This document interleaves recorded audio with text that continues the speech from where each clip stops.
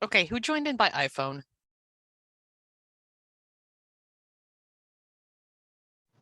That would be me. Oh, okay, yeah. It's like it's very funny. Like who's just like iPhone today? It's a new way of being anonymous. Just start renaming you as your device.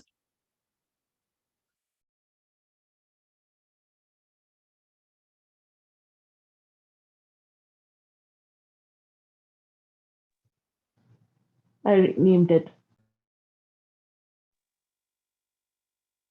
Josh, is this November going on or just a new look?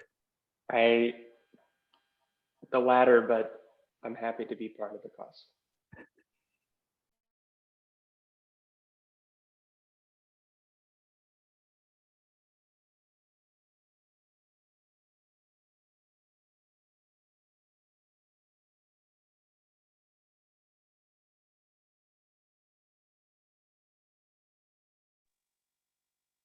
I'm guessing we'll get Michael Brown. Not sure which Michael Brown, but since that agenda item's on there, figure we'll see if he shows up.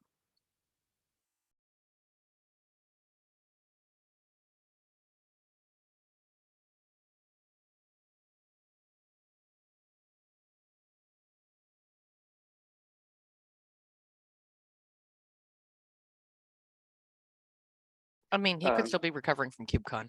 It's tough to say. It's also tough to say which Michael Brown we're talking about. We See, need, you know, like and there you go. And he's been summoned now. Maybe it's the right one. but which one is it? I'm suspecting that's AWS Michael Brown. Hello, it is. And so now the other half of the question is, did you have the agenda item on there for talking about the 1.1 release? Yeah, I did. Okay, we matched them. Awesome. Yeah. Look at that. I would have failed that test. So yeah. I Thank would you. have too. It could have gone either way. I think he's usually Mike, right? So is that good The enough? challenge is he was also on the, he was also running it for the KubeCon discussion. So I figured he just wanted to talk about some more. Yeah, it's true. Are we ready? Is that what we're going to talk about? Yes, let Jesse connect the audio and then rock and roll. Okay, Yeah. Jesse's here now. Go ahead. Cool. Yeah. So I think a lot of people have been kind of talking about what is left, and we talked about it a little bit at KubeCon. And I guess I was just curious what people were thinking in terms of, you know, what we wanted to do before we started a release vote, and if we could at least try and propose some timelines to try and hold ourselves accountable. You know, we can always move them if we need to, but it would be nice to have some amount of predictability in terms of when this is actually going to happen for, I think, a lot of people who are implementing this. Sounds like people have raised hands already. Let's go. Josh, you're first. Sure. Yeah. So I think we laid out a few things last week in the in-person that I was not in person for, but about the remaining tasks for the release. But a lot of this, I think, is technically like we could just release it today if we wanted to. It'd be missing conformance and it would be missing some things, but we could do that. I had a few conversations about this, and one of the things that came up was what if we set in stone a future day where it's like we're targeting this day to release it. So for example, I think the day that came up was January 17th, which is like the January after, or the day after Martin Luther King Day. And that would give everyone time, from the clients to the registries, to kind of have in mind a day where they can get ready any production stuff or releases or blog posts And if we miss that day by a little bit, that's okay, but it kind of gives people that kind of conference-driven development, fire under the seat type of thing. Does anyone feel like that's a reasonable approach, or if that's too late or too soon? Just want to get thoughts on that. I worry a little that it might be too soon, and mostly because I feel like trying to get feedback from people implementing this out in the wild, we don't have a good way to force them to have a timeline on their side. We're a little bit subject to what they're doing. I would also be very hesitant to not have things like conformance in whatever we release. So I want to see some important details come in there. We've got a couple of milestones in there with a lot of open issues, open PRs that I think we want to get merged first. So that would be high up on my list, is to go through and start getting through each of those open issues, open PRs, and get those things merged and resolved. To clarify really quick, this would be a suggested timeline. So it wouldn't be like, on this day we will release.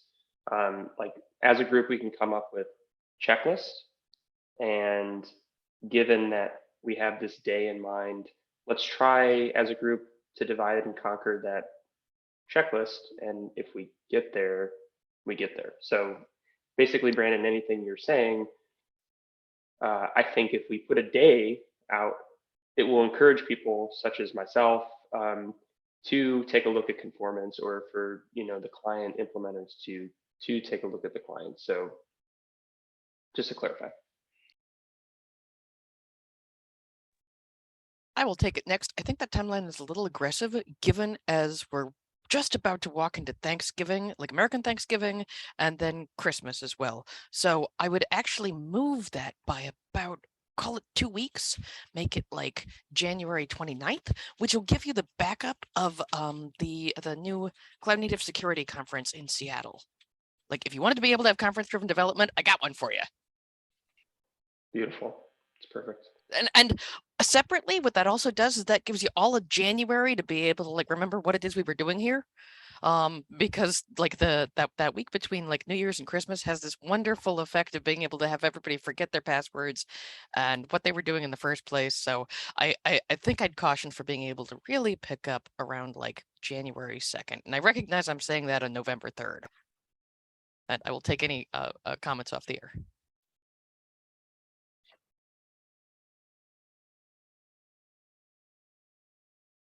Unless I'm just totally silly and we should just recalibrate back to like the 17th. Okay, your I think it conversation makes about sense, Turkey. and I didn't realize there was an actual conference related to this type of stuff. So yeah, we could, be great for all the blogs and anyone participating in that.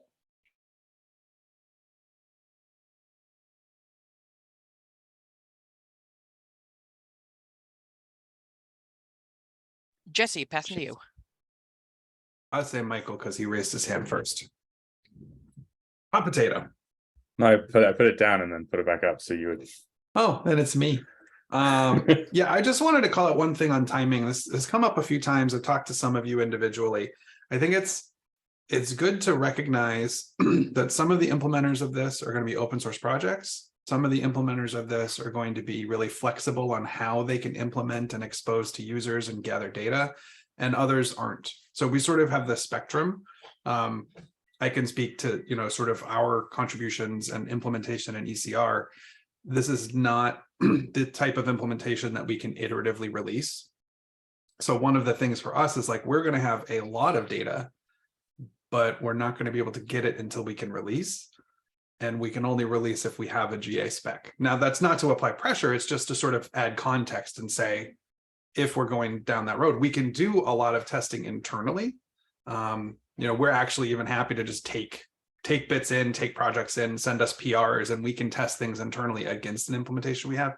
I'm sure we're not alone in that too. There are probably other people on this call even that are basically in that situation. Versus, like something that's more incrementally done in the open, it's much easier for us to say, let's iterate on this until sort of on the road to GA. So I just wanted to kind of call that out and make sure that we understand there's sort of a continuum there. That's all.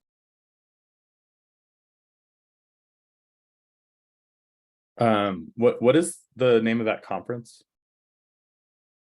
Let me I go guess find it just- for you. It's a Cloud Native Security Conference. It's Seattle. It's tracking towards February. Cloud Native Security Con. Thank you. Okay. Yeah, let me go find a link for you. Hmm. But yeah, February 3rd and 2nd. And if I remember right, proposals are still open for that one. Until I think next Friday or next Sunday after next Friday.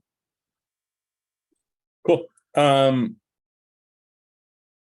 I mean, I guess I would just kind of put my 2 cents in towards trying to have somewhat of an aggressive date and recognizing that even if we do have to slip that, if we keep saying, like, I don't know, we have all of November or most of November, we have some of December, some of January, like that is kind of a decent amount of time to add conformance tests and get some of the implementations finalized, because we have already started on implementations for a lot of projects, and so I think I'm okay with if we move it back a few weeks, but I do want to try to drive a little bit of progress towards this and work on it, and I think setting a deadline may help us do that.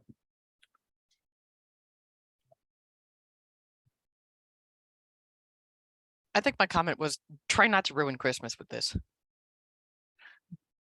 Definitely. Not everyone don't wanna- believes in Santa.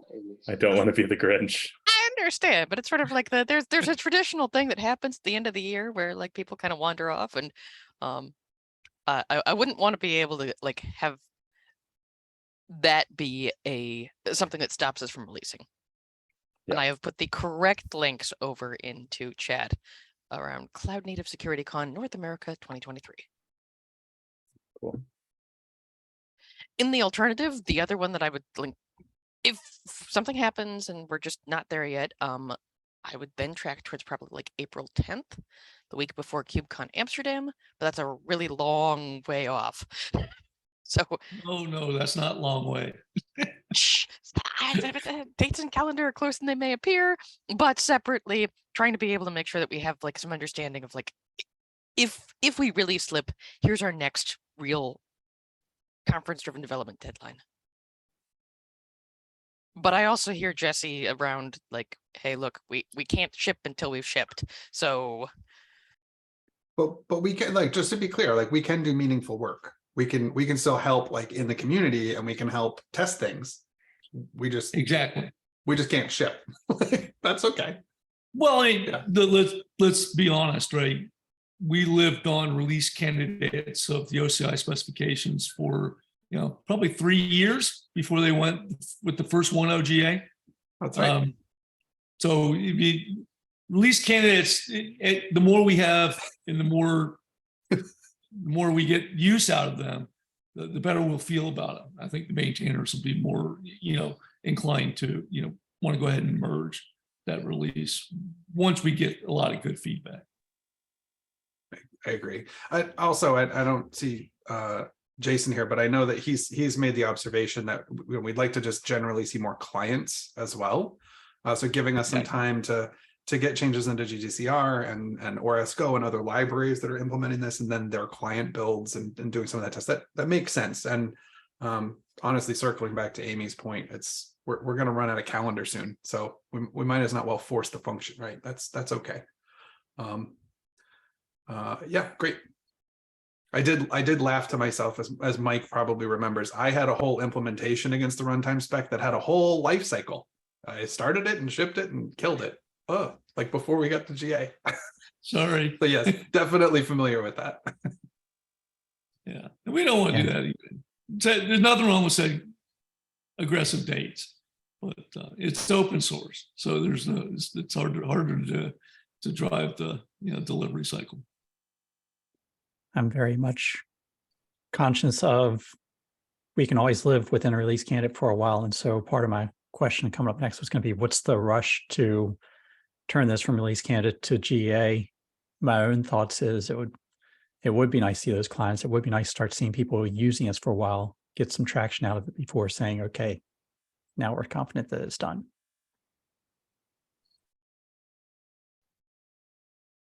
Yeah, just in quick response to that, sorry, Sajay. Like, I think if the perception is this is rushed, then it's not the right thing. I think Josh's kind of idea was just say, let's try something. So that's got us talking. So that's good. We'll just find the right date. I'm perfectly aligned with that. It's a good way to get volunteers, especially on conformance. It's also a good way to explain to the people that you're working for with, like, hey, this is important. Like, this day has been decided. So I know, like, in the case of me and Jason, there's a lot of stuff going on, and it's like, to help with some of the client stuff, it just hasn't been high priority. And knowing that there's a stake in the ground would kind of help make that case. So this might be going back to the famous chicken and egg issue, because part of my hope was to see groups like the groups you're working with right now start adopting this instead of getting it into tools like Cosign and the SBOM generators and the signature generators over there. That would be really awesome to see that. Is there friction on your side trying to get that implemented in your code, waiting for OCI to put the GA? Everyone, to speak for Cosign specifically, everyone wants it, and people are asking us about it. It's just we have things that we're trying to commercialize, and it's a priorities thing. So if we can kind of always just keep saying, like, oh yeah, we want to do that, we want to do that, we want to do that. And I think, once we had the PRs merged, there's been kind of a decline of activity on our side that you'll see, because it's like we kind of got there, and there's no pushback. Like, everyone I've talked to, and I was at KubeCon last week and did the talk with Sajay, and everyone talking to me after that was very pumped about this and excited. So it's there really is. I'm not hearing any pushback from anyone. It's more of just how fast can we make this happen? I'm very conscious of Sajay's hand still being up there, even though the yellow blends in with his bookshelf. And I just want to interject. No, go ahead. But I actually did, to say that I know what you're thinking of for, like, getting Cosign out there. Part of it is making sure you've got support from all the registries, and we're not going to have support from Docker Hub on day one. If we release right now, we wouldn't have support. They're doing a filter on the subject field that's going to break you if you try to put that on any of your image or artifact manifest, unfortunately. That's why it was the first item on my list at the conference. We got to get them to move. They took one filter off and add another filter in, sadly. Sajay, we've been pushing you back too far. Go ahead. All right. So I'm going to be the boring person talking about process. I think everybody's asking for a date. Is it possible for us to maybe align it with a milestone in the repository so that we can see what the progress is, whatever the date is, right? I have a team in China who's going to be out in January. So it would be good to make sure that they're also aware, even if it's 2-3 months down the line. So I'm not pushing for what the date is, but just to kind of, like, in the next couple of weeks, if we can decide, okay, this is going to be image spec v1.1, and we target some date, and same way distribution spec, and they will align so that at least the work items are captured. That's roughly what I was maybe hoping for, not to get to a specific date itself, because the milestones might not be fully tracked at this point, and there's some tasks in there, but if you can at least prune them, that would help give some transparency. Make that up.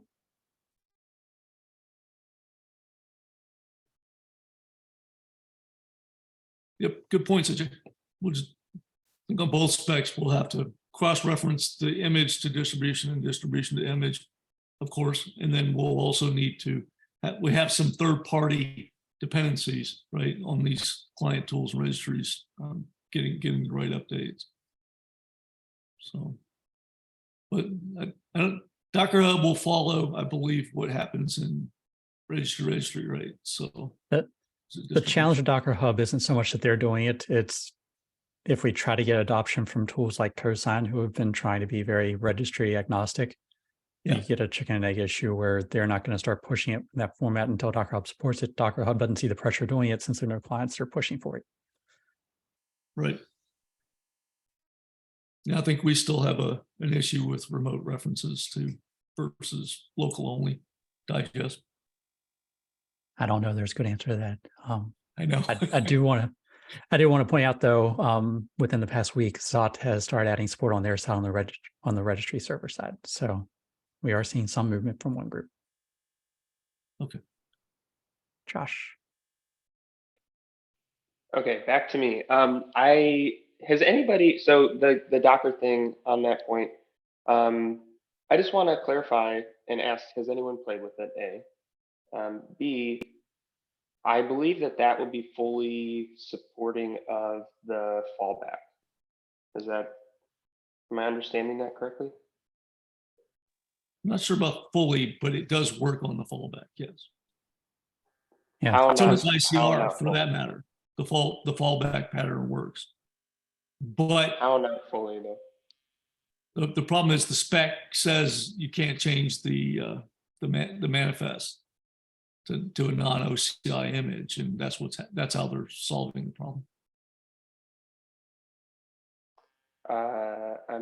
We could probably take that offline if you want to go into. Okay, yeah, I would like to explore that because I think what they've released is basically what other registries have today. So it's using the ORAS original pattern, with modifying existing image spec. I missed the beginning of your question, Josh. What was this in context to? So Docker, so I think it's probably worth bringing up. Docker this week released support for OCI artifacts, which I think is still. So what they released, because they actually put a blog post out. So I'll clarify this because I think this will help everybody. They took the filter off the config media type. So they are supporting version 1 artifacts, which means they have to be pushed in image manifest. And you can have any configuration descriptor you want on that, the media type on the configuration descriptor. They are not supporting the OCI artifact manifest. And if you push an OCI image with a subject field, it'll reject it. It tries to do a cross-reference to a manifest. They did in the blog say that they're going to do it the way the OCI spec is rolling. They're starting at V1. Yeah, they're starting at V1. It will go to V1.1 eventually at some point, but I'm just thinking in terms of timeline of people implementing this stuff. It's not there right now, and it's from what they were posting in the blog post. What they implemented was version 1, not 1.1. Right. With the added constraint of not allowing the subject field. Correct, which kind of violates the spec when they're. I personally can't believe that they would reject unknown fields. Which is not imagine a registry supported in the OCI spec, and the original OCI spec is not supported. You're not allowed to do this. Why are they doing? So now currently not compliant. Don't quote me. Wait, we're recording. Never mind. I didn't mean to detract from the release conversation, so I think maybe we can go back to that. But I am interested in the Docker implementation. I think to go to Sajay on his, what is the status? This increases the size of what needs to be migrated, right? From a 1.0 pattern of using artifacts to the 1.1 pattern.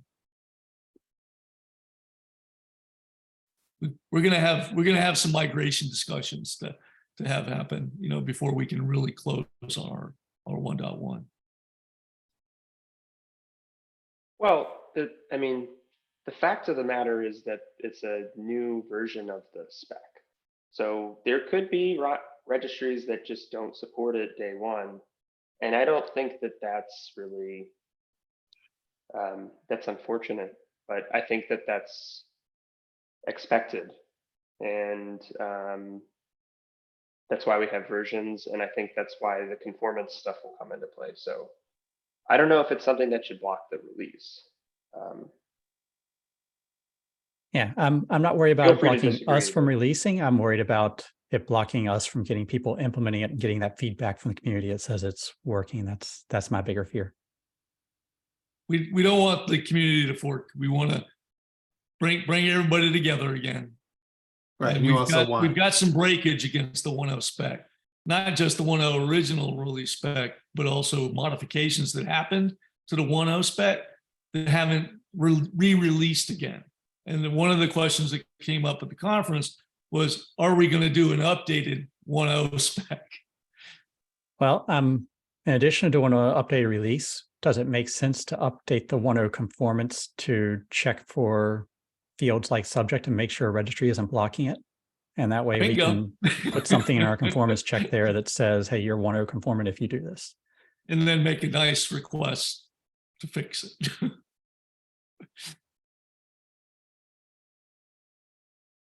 Yeah, they don't have to switch on it. They just have to store it and retrieve. Yeah. But you can see why they would want to check, because they want to know when it's V1 versus V11. Right. The reason they mentioned, it might not have been public, but I think it's safe enough to say, they want to have more stuff on their side in place before they allow this stuff, before they allow that field to come in, because they want to have it in their database indexed, all that good stuff. So Sure. there is a method to their madness, but it's sadly, Concept. it's just breaking us. Yeah, can you imagine retroactively scanning images on Docker Hub to look for subject fields to update that database? And how long that's going to take, how much compute that's going to take? We did put in the definition that if you don't have the digest tag, that backward compatible tag, you don't have to scan it. So the hope is that there won't be many of those for you to have to scan, so you don't have to go through the entire registry for it. But I definitely sympathize with the concerns they've got.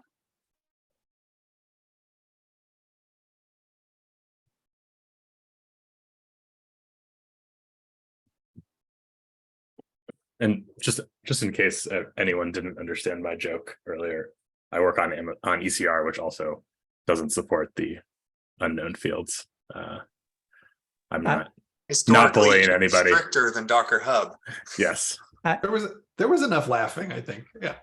I was definitely laughing. I was going to pull a leg there and ask, not so much pull a leg, but just kind of inquire, is subject over there supported yet on ECR yet, or is that still filtered? No, I think that's something that I'm sort of just now thinking about, is maybe we could try and do something to allow that fallback mechanism to work ahead of actually launching a new API. So I don't know. We'll look into it. There will be much rejoicing if that gets added.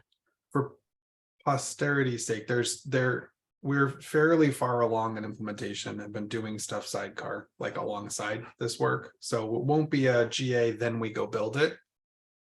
But that is something for us to consider as sort of an interim addition.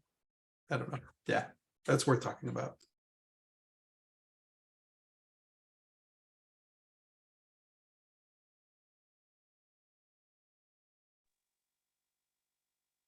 Cool. Have we thoroughly beaten this one?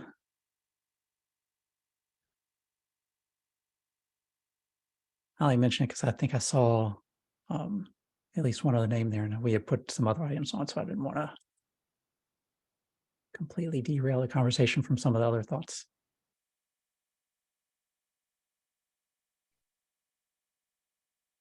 The other big one on the list, and we can always go back to this if people want to go back to it later on, 970 in the image spec is talking about implied directories.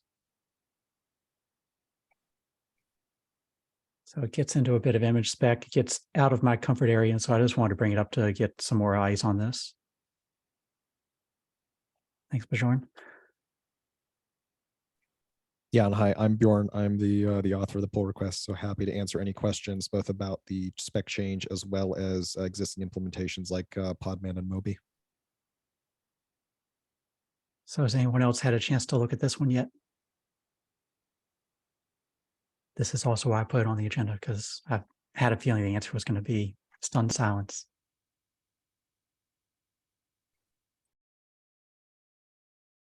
You maybe want to summarize. I'm reading it right now, but either Brandon. Yeah, or Jim. so what this is about is codifying the behavior when a layer clearly implies that certain directories exist in the file system hierarchy by virtue of the paths of an entry without there being standalone entries for those directories in the tar. So that is to Right, say, yeah. basically, you can have files but no directories, and then one has to create the directories and determine what the appropriate attributes are. This manifested in Moby as an inconsistency in mode, where basically, depending on the graph driver used, you would get different permissions. And after an extensive review, we basically determined that the OCI spec just leaves what happens in this situation ambiguous, and thus its implementation defined. This is an attempt to codify that around a very neutral set of attributes so that images can be more portable across runtimes. The line I really liked in there was the last part where it says layer authors really should implement with all the directories specified. They shouldn't depend on this, but we're just defining the exception case. When someone doesn't do that, how does the runtime react? Right, and that's kind of the approach. I linked to a Moby issue that originally drove awareness of this, and that is basically what happened there is we had a image author come and say that they were getting unexpected permissions depending on the graph driver. And then, after digging into it, the takeaway was basically, well, if you care about the permissions at all, you need to define them because you cannot rely on what the implementation does. Even an older version of the spec that an implementation conforms to doesn't specify this. So there's always going to be some ambiguity. But at the very least, it would be useful to make sure that everybody agrees on what the exception case is.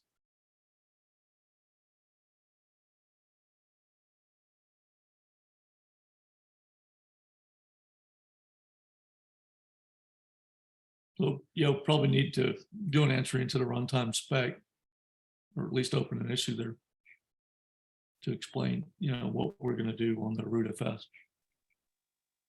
Does for such layers that don't have the full path. Where's the handoff between image and run? I don't spend enough time over in runtime spec to know the line between the two. Once we unpack an image, if we've got all the layers there already pre-built, is that where it gets handed off to runtime, or is runtime actually doing some of the unpacking on their side? It's the runtime specification that creates the rootfs and the config JSON. Got it. The runtime spec additional defines the config JSON. It doesn't define anything about the rootfs or the layers or how they're unpacked or stacked. Thus, we need to open an issue.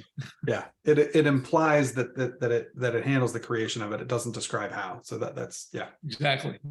Yep. Bingo. Hole between the spec on purpose. We could probably sit down with the people that did the split in that way and you go over some of the decisions that were made at that point with Trevor and Crosby and a few others. So this wouldn't be a change to the runtime spec, but an issue over there, just get their attention. It's where you would handle it today, right? Today, container runtimes make this decision.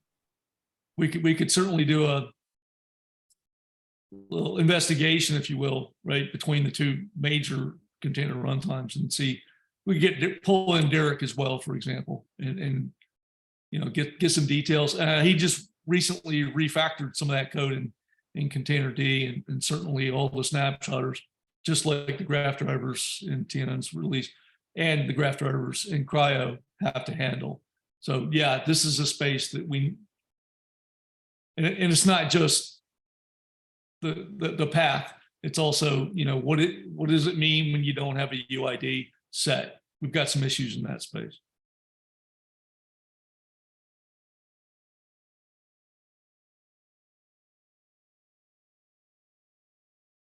So Derek, Crosby, and Trevor, if he's still around, he might remember.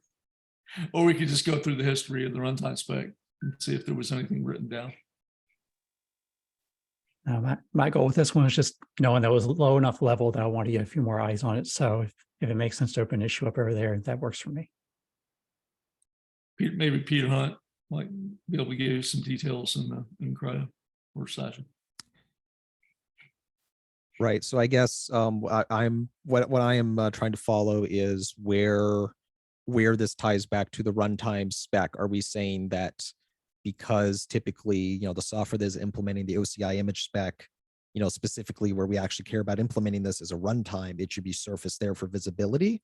Or are we saying that actually there is some coupling to the runtime spec that I missed in my initial evaluation of where to make this change? I The think you made the former- change in the right place. So the spec Okay, is, so this is visibility. yeah, the spec changes in the right place, but the people that are going to implement it probably aren't paying attention to our side. Understood. Yeah, so if we get an issue up over on the runtime spec, just get some of them looking at this so that they can tell us that we're not going to break everything on their part. I think that's all we're looking for. Okay, I will go ahead and create an issue linking there, asking people to put some eyes on it. Reading through, I had a question about this one. When you create the parent directory, if there are mismatched entities or mixed entities with different attributes, how do you define the attribute of the parent directory? Because you're explicitly, I mean, the implicit directories have to have a set of attributes, right, at this point, according to the change? Right. So I it's guess yeah. I'm not following. So when you create the parent directory, is it deriving out of the attributes from the child entries? Is that what we are implying here, or am I reading this incorrectly? I think that's the problem.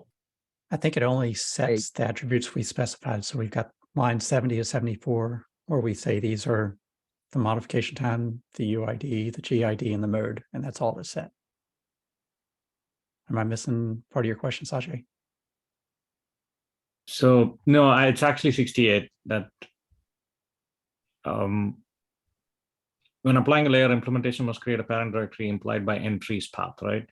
So the entries path, will it act, is our client implementations expected to specify this entries path, or is there change? So yeah, let's throw a specific example out. If I had home/container user/application X, but I only shipped that application X. I didn't ship the whole parent directory, and I just made a tar file that had the one file in there, no other parent directories. It would create a home directory and an application user directory with that mod time, with that UID, with the mode, and the X headers empty for that directory structure. We're saying that you shouldn't do that. You should actually put the whole structure in there. That's the last line of 76 saying, please put everything in there. But we're just saying this, that we'll create those other two parent things, the home directory and the home app user directory with these settings, and that's it. No other settings.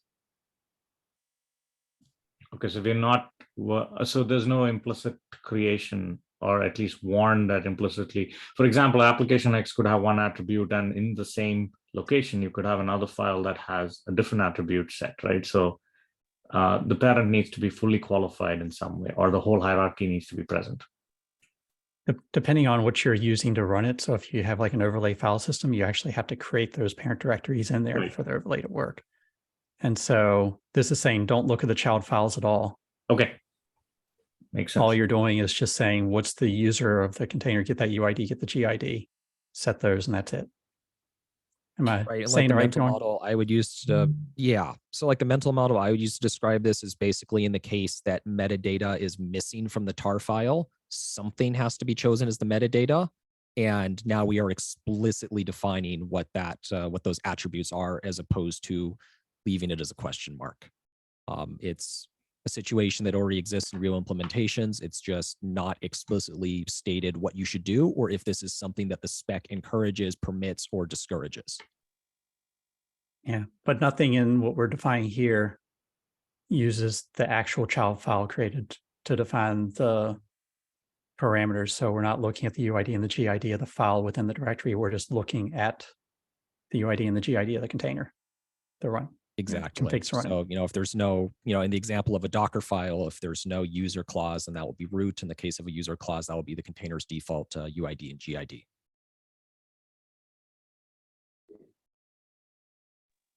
Is there any ambiguity there? Because, well, yeah, I think there is actually.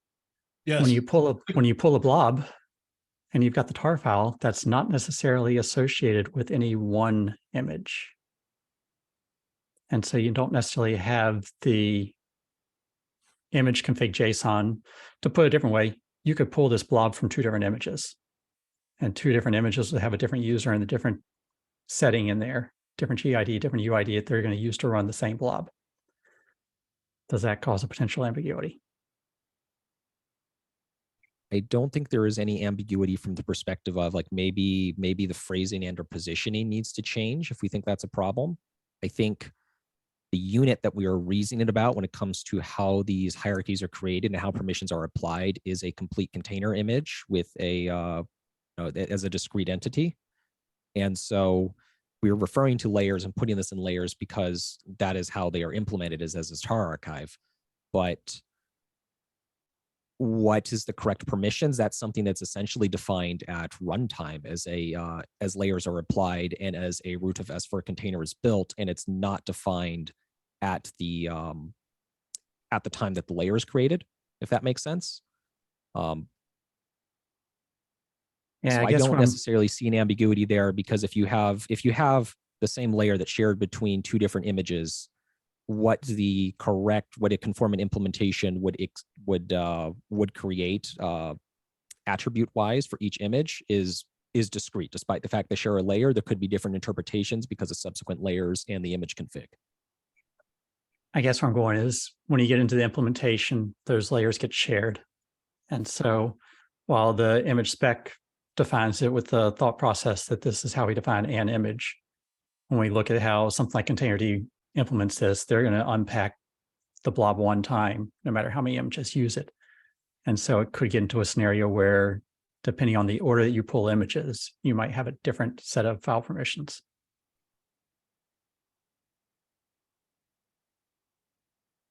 Okay, yeah. Now I'm seeing what you mean. I'll probably have to circle back on that one after doing a bit more digging as far as what those implementations look like. Yeah, like I say, this is getting lower than I usually spend on the level of thinking about the challenge. And so getting a few of the people who do runtimes in, I think Mike had the best suggestion of all. Try to get a few of them and to get a few more eyes on it.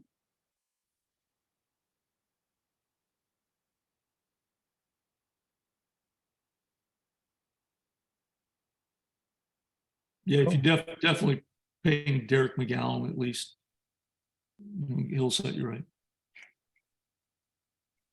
I feel like an issue over on image over on runtime spec is probably the best call of all. There might get a few more of them to see that that's something we want to talk about.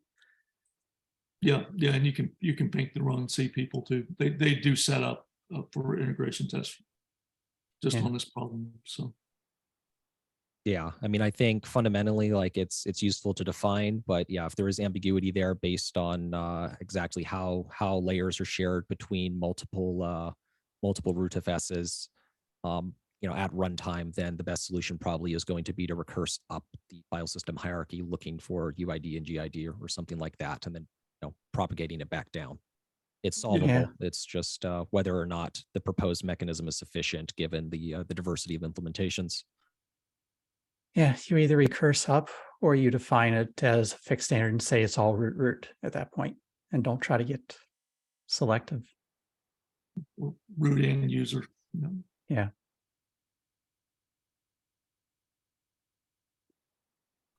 Cool. Well, thanks so much for joining, Bjorn. I know this is kind of the last minute thing we dropped on you, but you gave us a lot of good feedback there. There was one other item I threw on the list, distribution spec 360. Let me pull that one up and I'll throw a link in here. Just because it had been dropped and I gave a bunch of feedback on Slack, but it was over in the distribution channel of Containerd. And so it wasn't visible to a lot of us over on OCI. But they wanted to ask about diff pools, and I just wanted to make sure that I wasn't giving too much bad advice when I was looking at it. The question, yeah, source state epoch would be another good answer there. Brian's dropping all kinds of knowledge bombs in the channel there. So the diff pools, that was proposed as a way to potentially help people that have very bandwidth limited environments. So they could potentially look at two different images they pulled, and when they pulled a new version of the image, they could do a diff on the blob from the last time. I had lots of concerns on this one, but I wanted to raise a little bit of visibility on this as well, just because I don't want to be the only voice giving feedback on it. A couple of my concerns were along the lines of, A, those compressed blob diffs. Registries don't like to do a whole lot of processing and digging into them, as best as I've been able to interpret from other people running registries. You don't like to do a whole lot of CPU processing. And so generating a whole bunch of diff pools and extracting a blob and deltaing it, and repacking it, that didn't seem like something that I thought that registry operators are going to want to do. And then when I get into thinking about actual implementations, when I looked at this stuff before, how do you know which two blobs to diff to each other? It's usually pretty straightforward when images aren't changing much, but once someone starts adding a layer in the middle, once they change what a step is doing a little bit, it gets a little more complicated to line two images up and know that this blob changes to that blob and that you need to request those two to get the diff from. And then let's see, what other concerns did I have here? Because I threw a bunch of them out. The big one, I think it was Akihiro that mentioned that gzip is not necessarily reproducible. And so if you have two different implementations doing the compression of a blob to try to rebuild it, you're not going to get the same digest out of the two different implementations. I think there was a timestamp issue, right? I think it's also like a compression issue as well. Like compression implementations, there are a lot of tuning settings you can put into the compression algorithm. How aggressive do they want to be in terms of the compression? And so that I think was, depending on the implementation, they're going to pick different tiers in there and pick different settings. And so it's not necessarily reproducible. And so you're not going to get the same digest out of the other end. And so you're going to spend all this effort trying to do a diff pull or come out with a different digest and then realize you got to fall back. And so now you just doubled your bandwidth instead of having it. Which version of gzip or which version of tar? Yeah. So those are some of the big concerns, but that's just me looking at it, knowing that I'll be really bad trying to implement this and wanting to just get a few more eyes on it.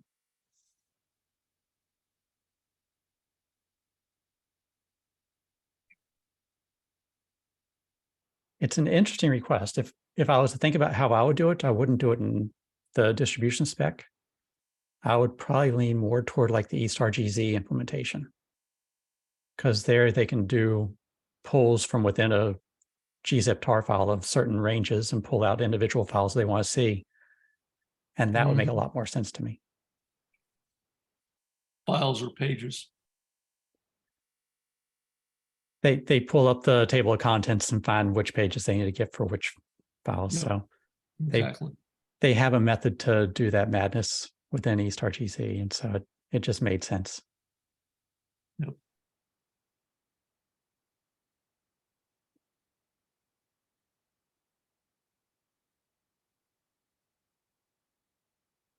And that was all I wanted to bring up. Got 10 minutes left. People have more opinions here. Otherwise, we can start knocking off open issues on the 1.1 milestone so we can release this thing earlier.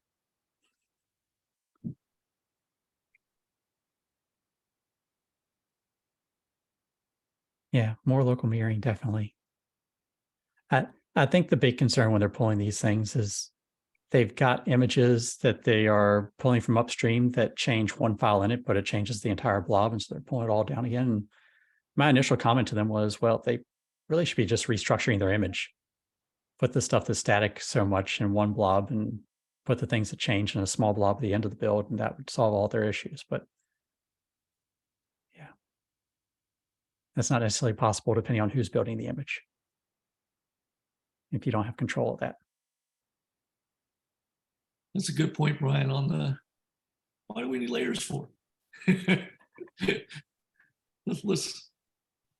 I really do like the idea of changing up the spec to pages and at least files at some point. We'll see. Pages, files, paths, directory. Yeah. All right. All right. Sounds like we've run out of stuff to talk about. So on that note, give people back 10 minutes of their day. Of course, as soon as I say that, people are still throwing stuff in the chat. Got to Didn't give you a even have the comment. chat up. All the good stuff's in the chat. I know, it's going to be sad. Feel free to throw it in the discussion over in the HackMD as well, or in the open issues and the PRs. All there's a good place to put it so we don't lose it.